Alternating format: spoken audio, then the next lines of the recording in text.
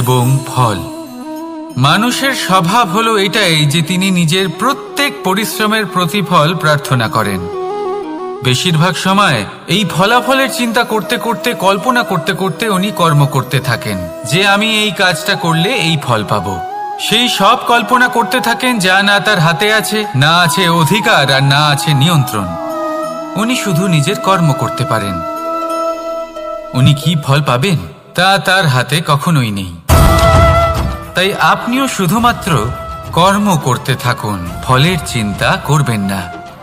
মনে রাখবেন, শিকড় এবং শাখা যেভাবে একে অপরের সাথে জড়িয়ে, সেইভাবেই একে অপরের সাথে জড়িয়ে কর্ম এবং ফল। যেরকম কর্ম আপনি করবেন সেরকম ফল আপনি অবশ্যই পাবেন। তাই এই ফলের আশায় কর্মের সময় কখনোই নষ্ট করবেন না, কারণ যে ব্যক্তি সময় নষ্ট করেন, সময় সেই ব্যক্তিকে অবশ্যই নষ্ট করে দেয়।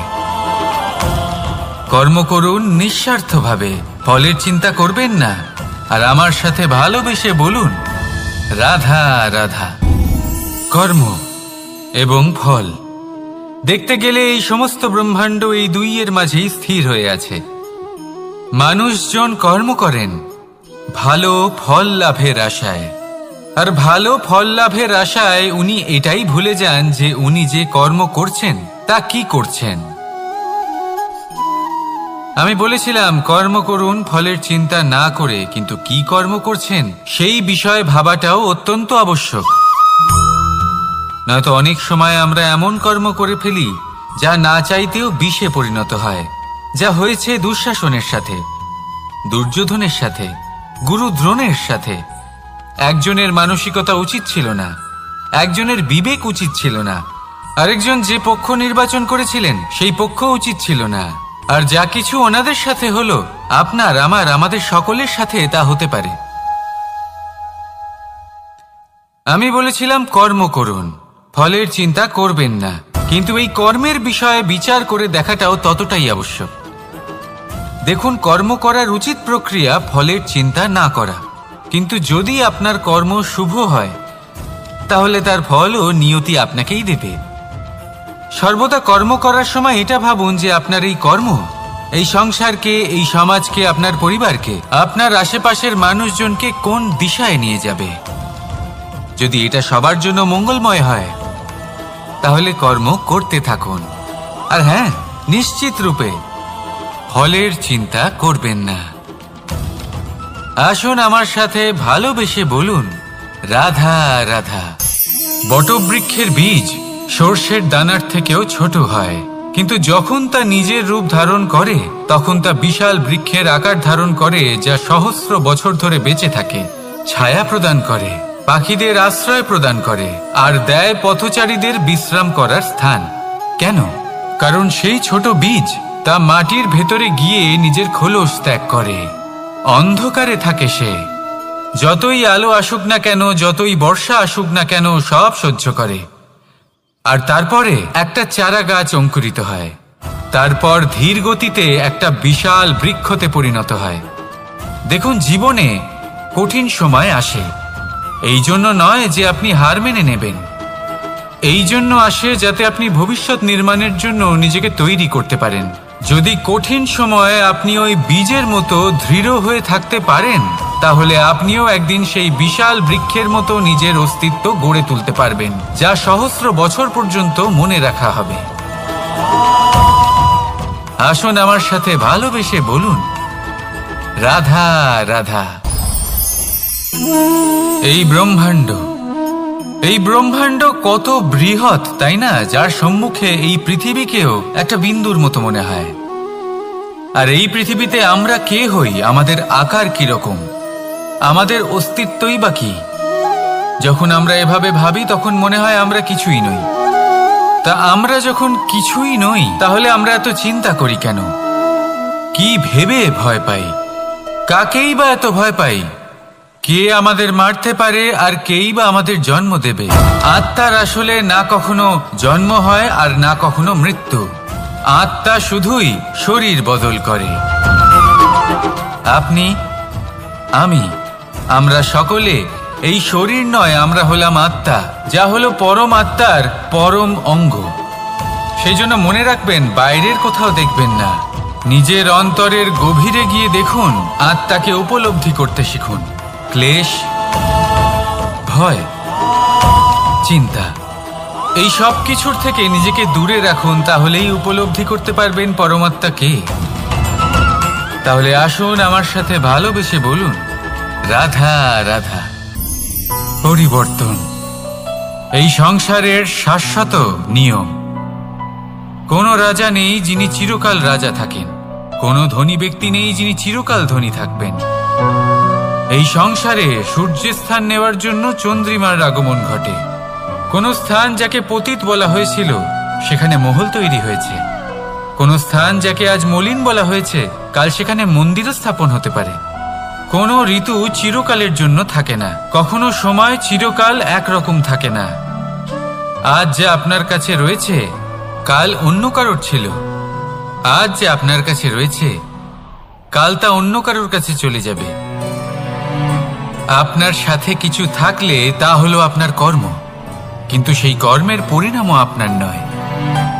আপনি শুধু কর্ম করুন, বাকি সবকিছুই পরিবর্তনশীল। কিন্তু সেই পরিবর্তনকে দেখে ভয় পাওয়ার প্রয়োজন নেই, তাকে স্বাগত জানান। যদি আপনি হাসি মুখে সেই পরিবর্তনকে স্বাগত জানান, তাহলে এই পরিবর্তনও হাসি মুখে আপনার সাথে থাকবে।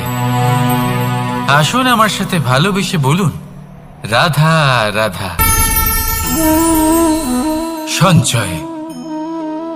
মানুষের যখন থেকে বোধবুদ্ধি হয় সঞ্চয় করতে আরম্ভ করে দেন। সঞ্চয় করতে থাকেন ভোজনের, সঞ্চয় অর্থের, সঞ্চয় শক্তির। নিজের জন্য করেন, নিজের পরিবারের জন্য করেন, নিজের স্ত্রীর জন্য করেন, সন্তানের জন্য করেন, সন্তানের সন্তানের জন্যও সঞ্চয় করেন। সঞ্চয় করার জন্য ওনার কাছে অনেক কারণ রয়েছে, কারণ উনি এটা ভাবেন যে এই সঞ্চিত শক্তির জন্য কেউ ওনার কোনো ক্ষতি করতে পারবে না। মানুষ ভুলে যান একটা গুরুত্বপূর্ণ কথা, এই সত্য, উনি এই সংসারে খালি হাতেই এসেছিলেন, আর এখান থেকে ওনাকে খালি হাতেই যেতে হবে। যা এখানকার তা এখানেই থেকে যাবে। আর যদি কিছু ওনার সাথে যায় তা হলো ওনার কর্ম, আর কিচ্ছু নয়। তাই যদি কিছু অর্জন করতে চান তাহলে শুভ কর্ম অর্জন করুন, আত্মশক্তি অর্জন করুন, কারণ পরলোকে এটাই হবে আপনার সম্পত্তি। তাহলে কি এটা আপনি অর্জন করতে চান না? আসুন আর আমার সাথে ভালোবেসে বলুন, রাধা রাধা। সদিচ্ছা। দেখতে গেলে 3 অক্ষরে তৈরি এই শব্দ, কিন্তু সমস্ত ত্রিলোক তার উপরেই আধারিত। আপনি এই সংসারে এসেছেন, তখন অবশ্যই শ্বাস নেবেন, কিন্তু তার বদলে আপনাকে কিছু তো দিতেই হবে। আপনার উপর নির্ভর করছে আপনি কি দেবেন। কি দেবেন এই সংসারকে, এই সমাজকে, নিজের পরিবারকে, আর তার বদলে কি নেবেন? যশ নাকি অপযশ? দেখুন, এক ছিল রাবণ, যে কিনা সমুদ্র পার করল সীতাকে অপহরণ করার জন্য, আর এক ছিলেন রামচন্দ্র, যিনি সমুদ্র পার করেছিলেন, সেতু বানিয়ে গিয়েছিলেন সীতাকে ফিরিয়ে নিয়ে আসার জন্য। দুজনেই সমুদ্র পার করেছিলেন, শুধু পার্থক্য ছিল সদিচ্ছাকে বোঝার, লক্ষ্যের। অনেক মানুষের যাত্রা একরকম হতেই পারে, কিন্তু আনন্দ তখনই লাভ করবেন যখন লক্ষ্য শুভ হবে, মহান হবে। এই লক্ষ্য দিয়ে এই সংসারের কল্যাণ হবে এবং মানুষের সম্মান হবে। যদি আপনার সংকল্প উচিত হয় তাহলে আপনার লক্ষ্য উচিতই হবে, নয়তো শুধুমাত্র বিনাশ হবে। আর উচিত এটাই হবে যে বিনাশের হাত থেকে যেন নিজেকে বাঁচানো যায়, কি বলেন? তাই জীবনে যে লক্ষ্য স্থির করছেন মনে রাখবেন তা যেন শুভ লক্ষ্য হয়। যদি এরকম হয় তাহলে আপনার যাত্রা, আপনার জীবন দুটোই শুভময় হবে। আসুন আর আমার সাথে ভালোবেসে বলুন, রাধা রাধা। সুরক্ষা। এই সুরক্ষা আসলে কি? এটা কি কোনো কবচ নাকি কোনো সীমা? এই সুরক্ষা আসলে অন্য কিছু। আমাদের মাতা পিতা, আমাদের প্রিয়জন, আমাদের বন্ধু, এই সমাজ, আমাদের শুভাকাঙ্ক্ষী, আমাদের আত্মীয়, এনারা সবাই আমাদের জীবনে কোনো না কোনো ভাবে সুরক্ষা দিয়ে থাকেন, একটা কবচ দিয়ে থাকেন কোনো না কোনো রূপে।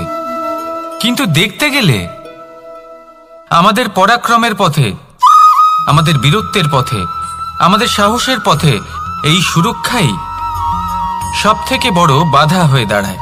একবার ভেবে দেখুন, যদি আপনি কোনো সুরক্ষাই না পান, বা যদি আপনি এই সুরক্ষা ভেঙে বাইরে আসতে পারেন, তাহলে আপনার বীরত্ব চরম সীমায় পৌঁছে যায়। কেন? কারণ তখন আপনি জানেন যে এই সংসারের সম্মুখীন আমাদের নিজেদেরই হতে হবে।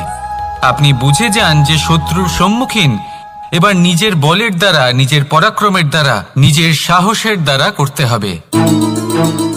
আর তখন আমাদের মনের মধ্যে এই শক্তি জাগ্রত হয়। এই শক্তি অন্তরেই বসবাস করে। শুধু এটা চিনে নিতে হবে, একে জাগ্রত করতে হবে। আর এটা সুরক্ষা ভেঙে যাওয়ার পরেই সম্ভব হয়। আর যারা নিজের শক্তি সম্পর্কে জানেন, যিনি নিজেই জানেন তিনি কতটা শক্তিশালী, তিনি নিজেই নিজের সুরক্ষা কবচ চিরকালের মতো ভেঙে ফেলে দেন, ঠিক কর্ণের মতো। আর তারপরে দেখুন, আপনার পরাজয় হোক বা বিজয়ী হোক না কেন, সেটাই অনেক বড় হয়, সেটাই প্রশস্ত হয়ে থাকে। সেই জন্য ত্যাগ করুন নিজের ভয়কে, নিজের আশেপাশের এই সুরক্ষা চক্রকে ভেঙে ফেলুন, আর সম্মুখীন হন এই সংসারের নিজের শত্রুর সম্মুখীন হন। পরাক্রমের এই অঙ্কুর, তা অঙ্কুরিত হওয়ার জন্য বীজের উপরের এই কবচ, এটা ভেঙে যাওয়া অতি আবশ্যক। আসুন আমার সাথে ভালোবেসে বলুন, রাধা রাধা। যখন আমরা হাঁটতে থাকি আর আমাদের পায়ে কাঁটা বিঁধে যায়, তখন মুখ দিয়ে আহ বেরিয়ে আসে, কান্না চলে আসে, আর অনেক সময় অভিশাপও বেরিয়ে আসে। কিন্তু আমরা কি কখনো এটা এইভাবে দেখেছি, এইভাবে ভেবেছি যে আমরা যে পথে চলেছি সেই পথে কাঁটা বিঁধেছে, নাকি আমরা সেই পথ নির্বাচন করেছি যাতে শুধুই কাঁটা রয়েছে? নাকি আমরা এভাবে ভেবে দেখেছি যে এই কাঁটা আমাদের কষ্ট দিতে এসেছে, নাকি এটা আমরাই বিছিয়ে রেখেছিলাম? সাবধান থাকা উচিত ছিল, কারণ কাঁটা বিঁধলে যন্ত্রণা হবে, চিৎকার করে ফেলতে পারি, মুখ থেকে অভিশাপও বেরিয়ে আসতে পারে। কিন্তু এই অভিশাপ শুধুমাত্র আমাদের তরফ থেকে অভিশাপ হয়, সামনের ব্যক্তিটির ওপরও নির্ভর করে। এবার সেই ব্যক্তি যদি এমন হয় যে ফুল আর কাঁটা এই দুই সমানভাবে গ্রহণ করতে পারে, তার কাছে অভিশাপও বরদানে পরিণত হয়। শেষ পর্যন্ত ব্যাপারটা দাঁড়ায় ভাবনা, চিন্তা, দৃষ্টিভঙ্গির ওপর। কারণ আপনার এই ভাবনাই সত্যি হয়ে সামনে আসে। সেই জন্য এই ভাবনা, চিন্তা, মানসিকতাকে গুরুত্ব সহকারে দেখবেন। এই বিবেচনা নিয়ে বিবেচনা করতে শিখুন। আমার কথার অর্থ হলো যে জীবনে যখন এরকম কিছু একটা ঘটবে, তখন ভেবে দেখুন যে এরকম কেন হলো। আপনি কি এমন কোনো কর্ম করেছিলেন যার কর্মফল এটা? এমন কোনো কাজ যা অনুচিত ছিল, অসত্য ছিল, যা অভদ্রতার কারণ ছিল? ভেবে দেখা প্রয়োজন। দেখুন, ইচ্ছে হলো আপনার যে আপনি কি করতে চান, ভাবনা আপনার, সত্য আপনার, জীবন আপনার, সিদ্ধান্ত আপনার।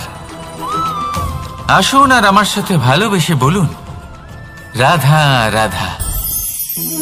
সময়, এই সময় আসলে কি? এই সময় একটা সরল রেখা তো কখনোই নয়। সময় হলো একটা চক্র, যেখানে এর আদি সেখানেই হলো এর অন্ত, আর যেখানে তা শেষ হয় সেখান থেকেই তার শুরু হয়। এই সময় একটা অত্যন্ত বিচিত্র চিন্তা, বিচিত্র ভাবনা, একটা বিচিত্র বস্তু যা কেউ বুঝতে পারেন না। এই সময়ের লীলা, এর কোনো প্রমাণ নেই, কোনো জ্ঞান নেই, কোনো পরিমাপ নেই। শুধু এটুকু আমরা জানতে পারি, যেখানে শেষ হবে সেখান থেকে একটা নতুন সূচনাও হবে। যা আজ আপনার কাছে আছে, কাল অন্য কারোর কাছে যাবে, তারপরে তার কাছ থেকেও অন্য কারোর কাছে যাবে, তারপরে তার থেকেও ছিনিয়ে নেওয়া হবে। এই নিয়তির একজনের কাছ থেকে অন্যজনের কাছে আদান প্রদানের এই সময় হলো আপনার সময়। এই সময়ের সদ্ব্যবহার করুন, এই সময়কে বাঁচুন।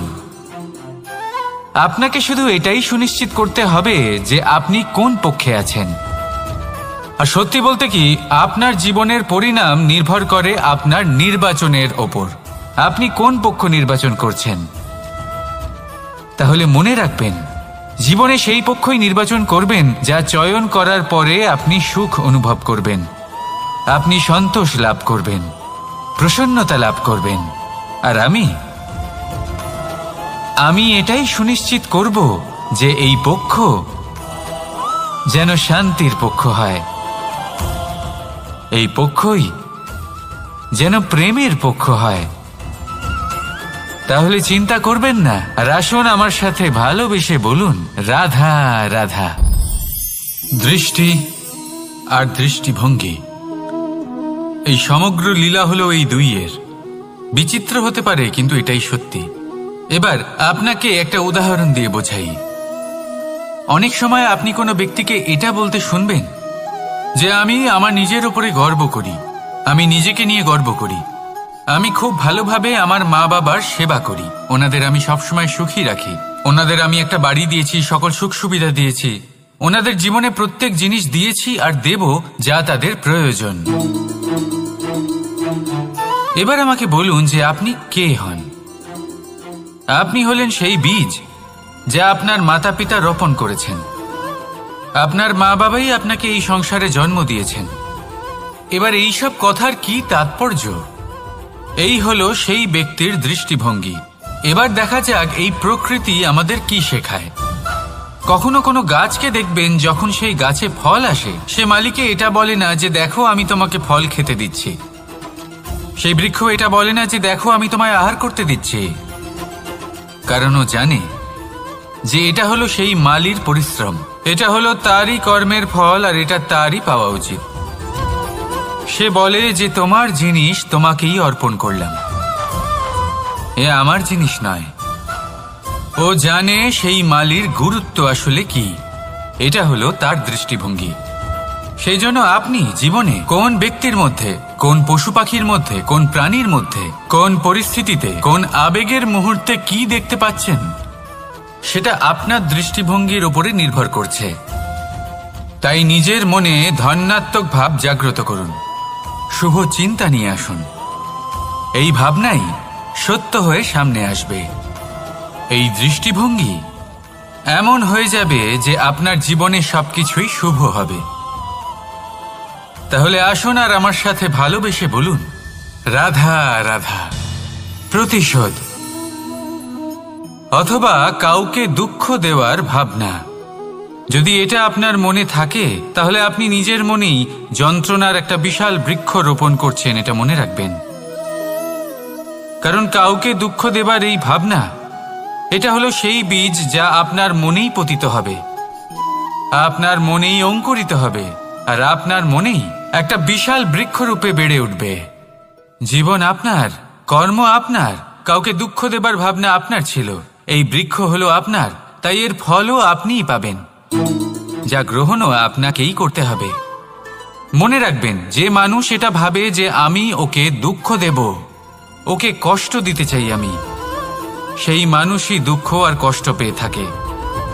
যদি সেই জায়গায় আপনি এটা ভাবেন যে আমি কাউকে সুখী করে তুলতে চাই, কাউকে সুখ প্রদান করতে চাই, তাহলে তারও বীজ আপনার মনেই রোপণ হবে, বৃক্ষে পরিণত হবে, যার ফলও আপনিই পাবেন।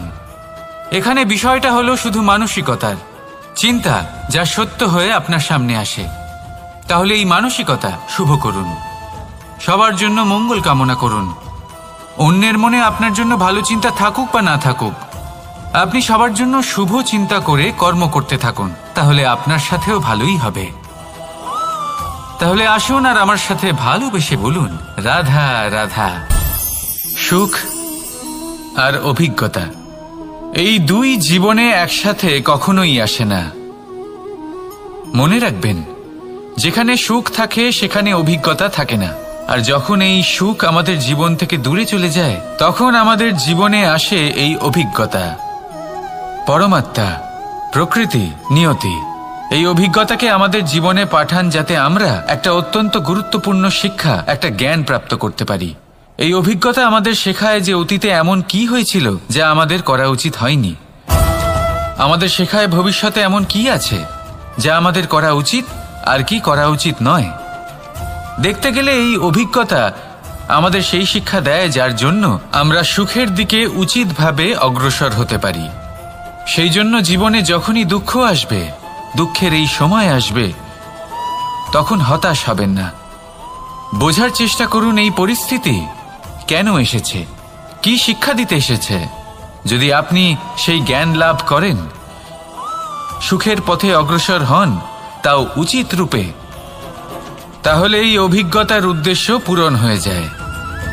তাহলে আসুন আর আমার সাথে ভালোবেসে বলুন, রাধা রাধা। জীবনে শিখরে পৌঁছানোর জন্য মানুষের কি প্রয়োজন হয়ে থাকে? সিঁড়ির। কিন্তু তাও প্রত্যেক মানুষ, প্রত্যেক ব্যক্তি শিখরে পৌঁছতে পারেন না। এর কারণ কি?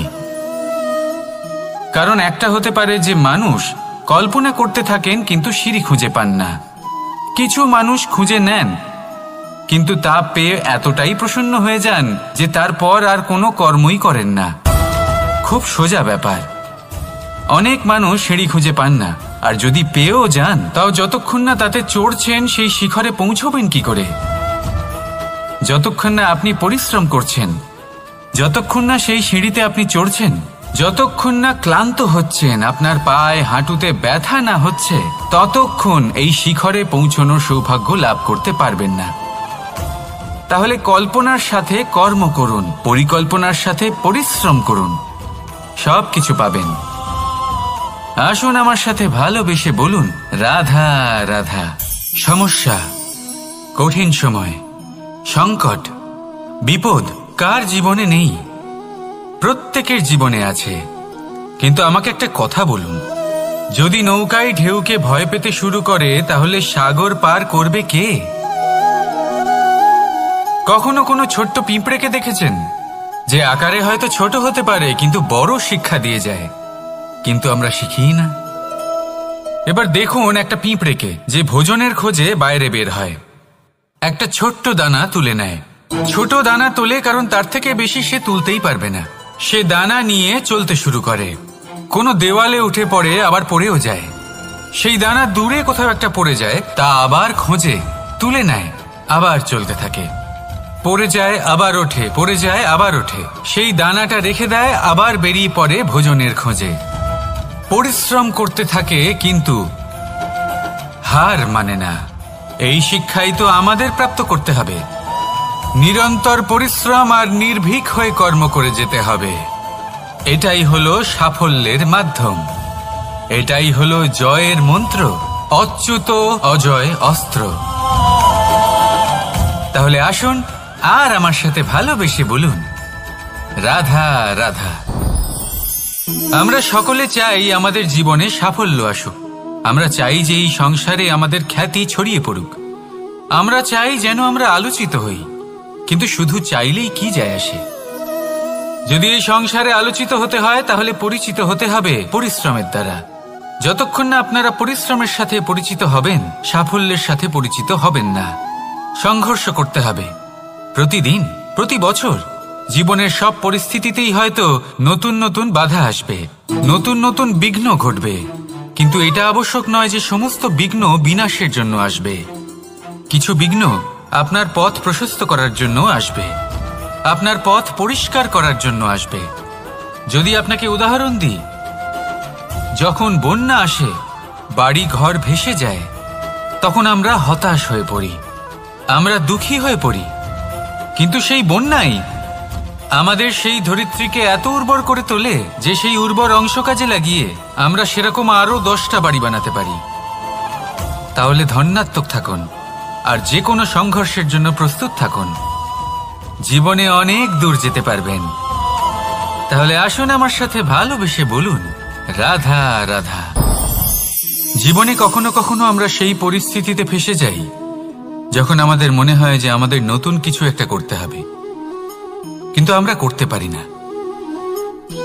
কারণ কোথাও না কোথাও আমরা রীতির দ্বারা আবদ্ধ, আর আমরা সেই রীতি ভাঙতে চাই না। কেবল একটাই প্রশ্ন আসে মনে, আশেপাশের মানুষ কি বলবে, আশেপাশের মানুষ কি ভাববে। আপনাকে একটা প্রশ্ন করি, কারা এই মানুষজন? আপনার জন্মের সময় এই মানুষজন কোথায় ছিলেন? যখন আপনি কোনো সমস্যায় পড়েন তখন এই মানুষজন কোথায় থাকেন? এগিয়ে এসে কি আপনাকে সাহায্য করেন, নাকি সেই সমস্যার সমাধান আপনি নিজেই করেন? এইসব মানুষজনের চিন্তা ত্যাগ করুন যদি আপনি জীবনে বাঁচতে চান। ভেবে দেখুন জীবনে কি কি শুভ আছে আর কি কি শুভ করতে পারেন। যদি তা স্রোতের বিপরীতে হয় তাহলে সংঘর্ষ করুন, কিন্তু এইসব মানুষজনের কথা ভাববেন না। ভেবে দেখুন জীবনে আপনি কি কি শুভ কাজ করতে পারেন। এটা ভাবুন যে আপনি কখনো এমন কোনো কাজ করে ফেলেননি তো যার জন্য কারো হৃদয় আহত হয়েছে। শুভর দিকে নিজের চিন্তা কেন্দ্রীভূত করুন, আপনার জীবনে সব কিছু শুভই হবে। তাহলে আসুন আমার সাথে ভালোবেসে বলুন, রাধা রাধা। আজকাল আপনি দেখে থাকবেন যে মা বাবা শুধুমাত্র সন্তানকে ভালোবাসেন তা নয়, তাদের মোহেও জড়িয়ে পড়েন। বিদ্যালয়ে যখন পাঠান তখন সমস্ত সুযোগ সুবিধা দিয়েই পাঠান।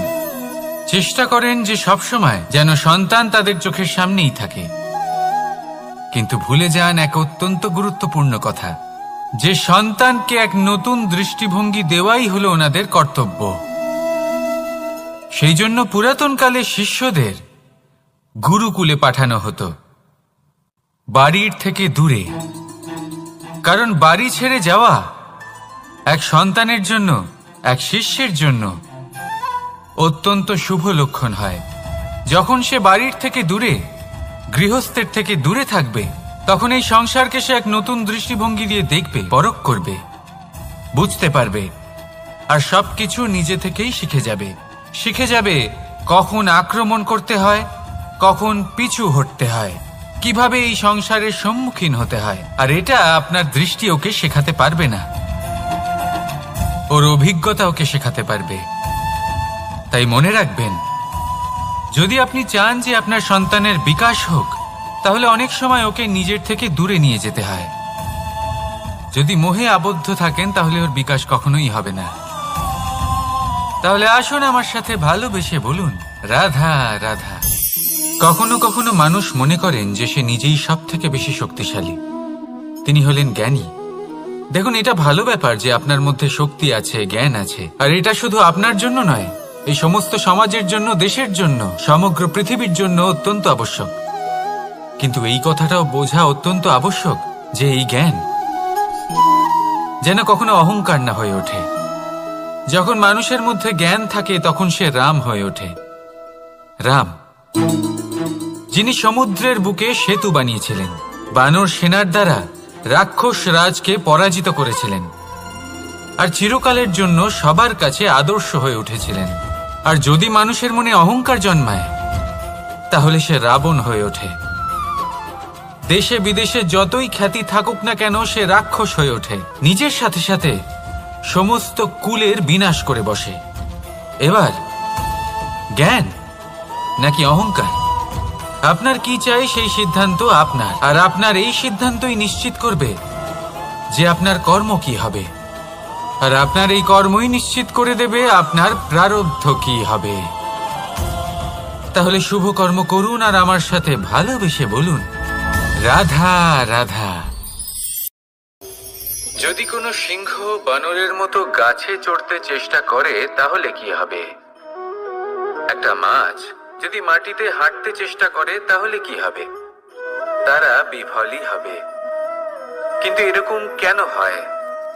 তার কারণ হলো প্রকৃতির রচনা কিছুটা এরকম।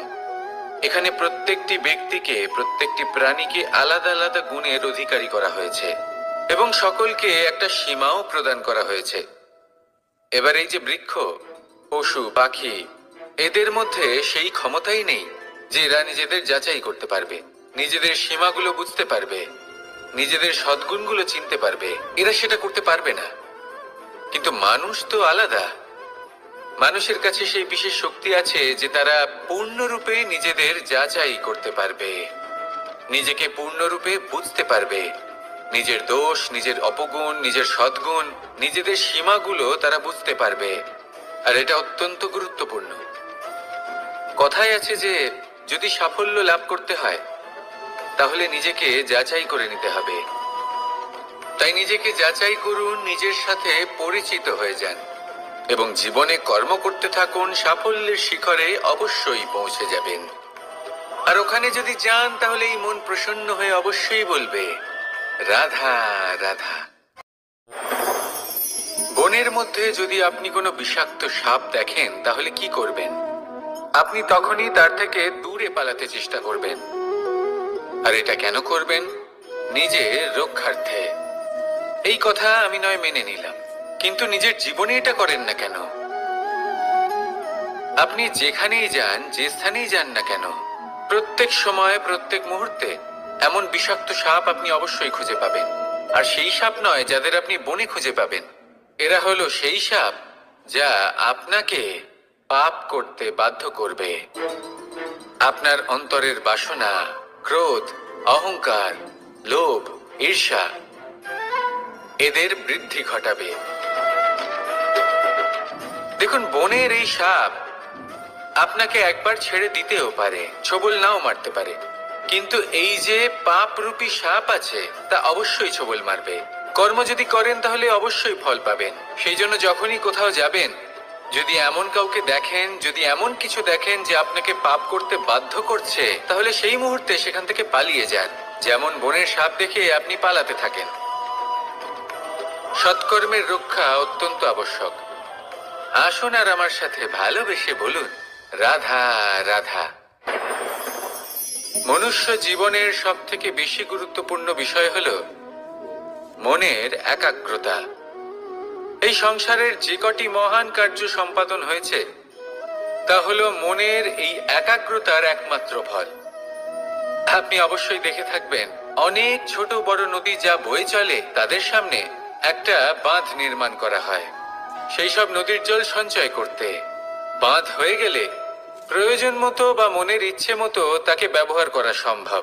এবার এটাই আমাদের মনের সাথেও সম্ভব। আমাদের মনের একাগ্রতা আজকের দিনে দাঁড়িয়ে বিভিন্ন ধরনের বিকার, ক্রীড়া এবং ভোগের মধ্যে ভাগ হয়ে গেছে। একে একত্রিত করতে হবে, একটা বাঁধ নির্মাণ করতে হবে। শুধু এটাই করতে হবে, যেটা উচিত কর্ম সেটাই করুন, যেটা অনুচিত কর্ম সেটা করা থেকে নিজেকে বিরত রাখুন। এটাই করতে হবে, যেটা উচিত কর্ম সেটাই করুন, যেটা অনুচিত কর্ম সেটা করা থেকে নিজেকে বিরত রাখুন। ব্যাস, এই কাজটাই আপনি করতে থাকুন, করতে থাকুন। মনের মধ্যে একাগ্রতার বাঁধ নির্মাণ করুন। আর একবার যদি তা নির্মাণ হয়ে যায়, তাহলে যখন চাইবেন, যেখানে চাইবেন, যতটা চাইবেন একাগ্রতা প্রয়োগ করতে পারবেন। আর একবার যদি আপনি এটা শিখে যান, তাহলে এই সংসারকে বদলে ফেলার মতো কাজ আপনি করতে পারবেন, সমাজকে শুধরাবার মতো কাজ করতে পারবেন। তাহলে এই মনকে একাগ্র করুন আর আমার সাথে ভালোবেসে বলুন রাধা রাধা। আমরা সবাই ফল খাই, কিন্তু আমাদের সেই ফলই প্রিয় হয় যে পরিপক্ক হয়ে ওঠে, যেটা নম্র হয়, আর যে ফল অনেক বেশি মিষ্টি আর সুস্বাদু হয়ে থাকে, যাদের রঙে বাহার দেখা যায়। সেইভাবে জীবনে আমরা নানান মানুষের সাথে পরিচিত হই, কিন্তু সেই মানুষই আমাদের মন ছুঁয়ে যায় যারা বিনম্র স্বভাবের, যাদের বাণী খুব মধুর, যাদের অন্তরে আত্মবিশ্বাসের একটা তেজ, একটা রং দেখা যায়। এবার এমন ব্যক্তি আমরা কি করে হব? ঠিক সেইভাবেই যেমন একটা ফল রোদ, বর্ষা, শীত, বায়ু এই সকল সংকটময় পরিস্থিতির সম্মুখীন হয়ে পরিপক্ক হয়ে ওঠে, সেইভাবেই মানুষ সংকটময় পরিস্থিতির সম্মুখীন হয়ে পরিপক্ক হয়ে ওঠেন। যদি এই সংকটের সম্মুখীন হন তাহলে অভিজ্ঞ হবেন, আর এই অভিজ্ঞতাই শিক্ষা দিয়ে যাবে। এই অভিজ্ঞতা আমাদের শিখিয়ে দেয় যে আমাদের বিনম্র থাকতে হবে, অহংকার করে কোনো লাভ নেই। মধুর বাণীর যে কি মূল্য তা আমরা শিখতে পারি। এই অভিজ্ঞতাই আমাদের বুঝিয়ে দেয় যে উচিত অনুচিত কোনটা, আমাদের দৃষ্টিভঙ্গি তৈরি করে, আর এই দৃষ্টিভঙ্গি দ্বারা আত্মবিশ্বাস জাগ্রত হয়। সেই জন্য জীবনে কখনো বিপদ থেকে দূরে পালাবেন না, সেগুলোর সম্মুখীন হন, অভিজ্ঞতা লাভ করুন, তার থেকে শিক্ষা লাভ করুন, এইভাবেই পরিপক্ক হবেন। আসুন আমার সাথে ভালোবেসে বলুন রাধা রাধা। ধন সঞ্চয় করা সম্ভব, আর সেই জন্য ধন সব থেকে বেশি মূল্যবান সম্পত্তি নয়। এবার আপনি বলবেন, এ আমি কি বলছি? এই ধন খুব মূল্যবান, আমরা সকলে অর্জন করতে ব্যস্ত। সেটা এই কারণে, কারণ আপনারা জানেন না এই সংসারের সব থেকে বেশি মূল্যবান সম্পত্তি কি। এ হলো সেই সম্পত্তি যা কখনো সঞ্চয় করা সম্ভব নয়। আপনার কাছে যতই ধন থাকুক তা দিয়ে আপনি স্বাস্থ্য লাভ করতে পারেন, বাড়ি কিনতে পারেন, আদি ইত্যাদি। কিন্তু আপনি যতই ধনী হন না কেন, ফেলে আসা দিনের একটা মুহূর্ত আপনি লাভ করতে পারবেন না। এই একটা মুহূর্ত, এই সময়, এটাই হলো সংসারের সব থেকে মূল্যবান সম্পত্তি। একবার চলে গেলে তা কখনোই ফিরে আসে না।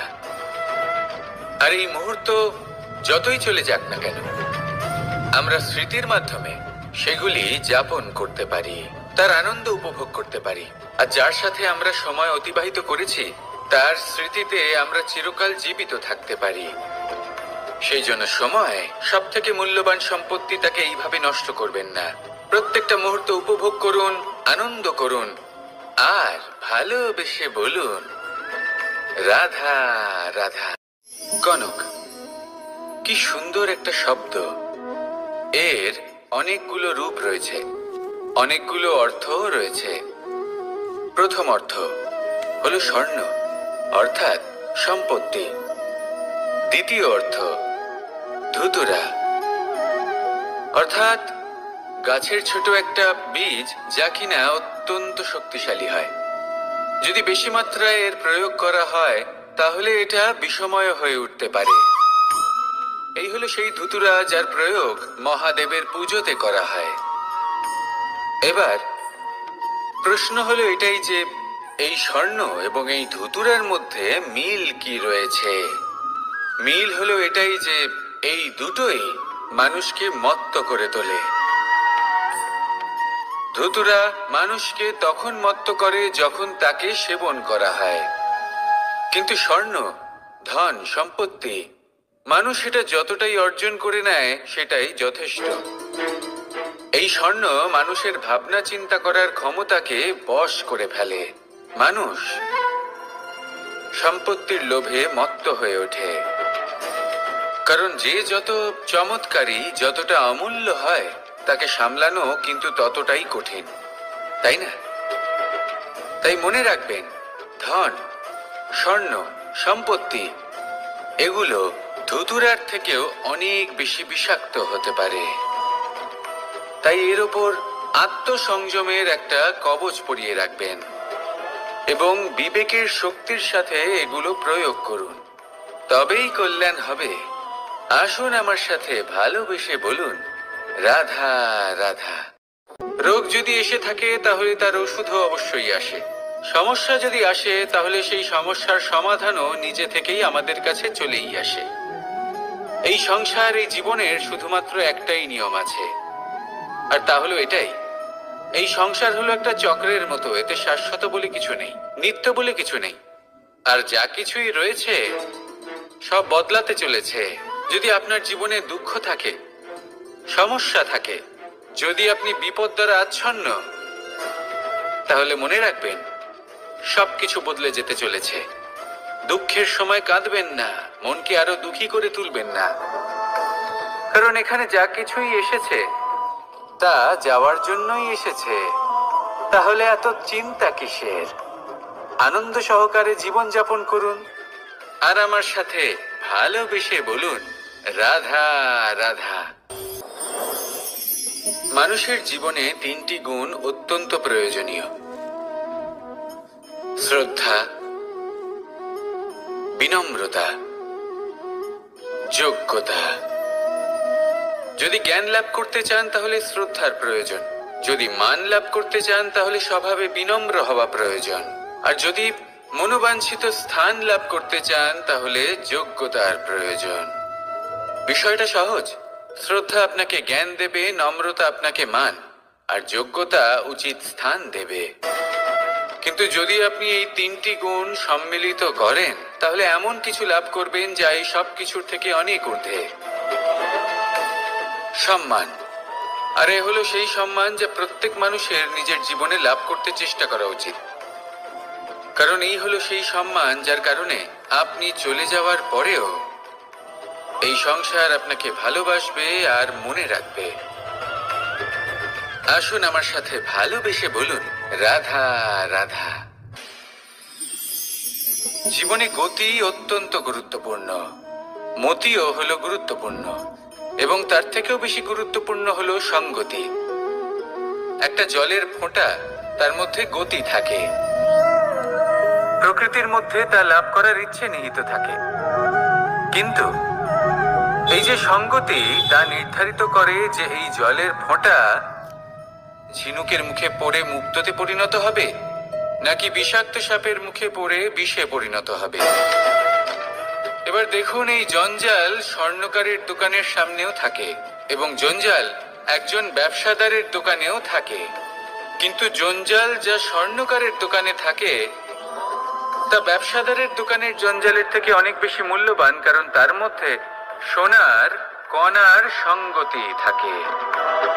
সেই জন্য জীবনে সঙ্গতির উপর বিশেষ গুরুত্ব দেবেন। যেমন সঙ্গতি তেমনই আপনি হবেন। আসুন আমার সাথে ভালোবেসে বলুন, রাধা রাধা। প্রত্যেক প্রাণী ভালোভাবে জীবন যাপন করতে চান, এটা তাদের স্বভাবে আছে এবং ভাবাটা অনুচিত নয়। কিন্তু একটা ভালো জীবনের গুরুত্বপূর্ণ অংশ কোনটা? বসবাসের স্থান, সেই স্থান যেখানে আমরা জীবন অতিবাহিত করি।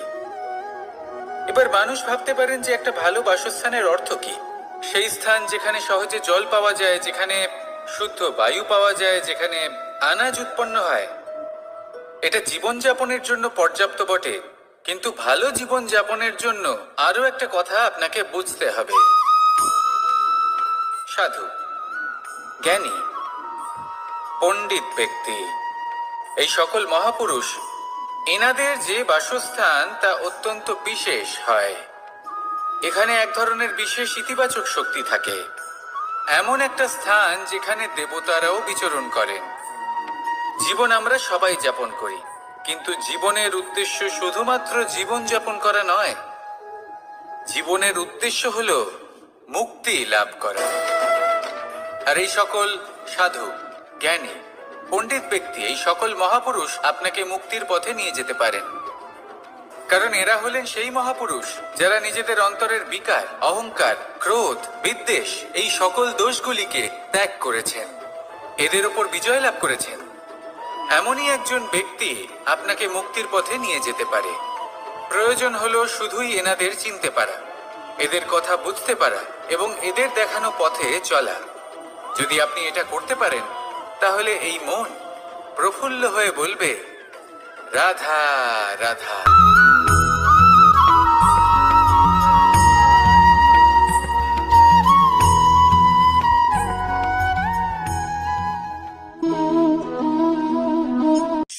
এই শুকনো পাতাটিকে দেখুন, নিষ্প্রাণ হয়ে পড়েছে। একটা গাছের ডালে ছিল, সেই গাছ ওর লালন পালন করত। যখন যখন বাতাস বইত, এই পাতায় কম্পন দেখা দিত, মনকে প্রফুল্ল করে তুলত। কোনো একদিন এই পাতা গাছের ডাল থেকে ঝরে পড়ে গেল। নিঃসন্দেহে ও নিজের স্বাধীনতা পেল, কিন্তু আস্তে আস্তে শুকিয়ে গেল, নিষ্প্রাণ হয়ে গেল। দেখুন, আমি এই কথা বলছি না যে স্বাধীনতা অনুচিত, কখনোই না। কিন্তু যে কোনো পরিস্থিতিতে স্বাধীন হতে চাওয়া, এটা নিশ্চিত রূপে অনুচিত। আমরা যদি আমাদের জীবনে পরিবারের গুরুত্ব ভেবে দেখি, তাহলে এই পরিবারে যতই মতভেদ থাকুক না কেন, যতই মনোমালিন্য থাকুক না কেন, যতই বিবাদ থাকুক না কেন, এই সব মিটিয়ে নেওয়া অত্যন্ত প্রয়োজনীয়। সেই সবকিছু সমাপ্ত করা অত্যন্ত প্রয়োজনীয়।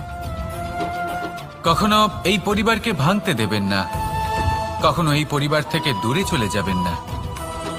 এই পরিবার হলো আমাদের জীবনের একটা অমূল্য সম্পদ, অমূল্য এক আশ্রয়, যা এই সংসারে হয়তো কোথাও আপনি পাবেন না। তাই একে আগলে রাখুন। পরিবার সেই গাছ। আসুন আমার সাথে ভালোবেসে বলুন, আর সেই গাছ। আসুন আমার সাথে ভালোবেসে বলুন, রাধা রাধা। অনেক সময় আমরা জীবনে অনেক মানুষকে এমন বলতে শুনে থাকি যে আমি অসফল হয়েছি কারণ আমার সময় ভালো যাচ্ছিল না। আমি এই জিনিসটা লাভ করতে চাইছিলাম কিন্তু করতে পারলাম না কারণ আমার সময়টা ভালো যাচ্ছিল না। আমি আমার জীবনে ওই মহান কাজটা করতে চাইছিলাম কিন্তু করতে পারলাম না। কেন?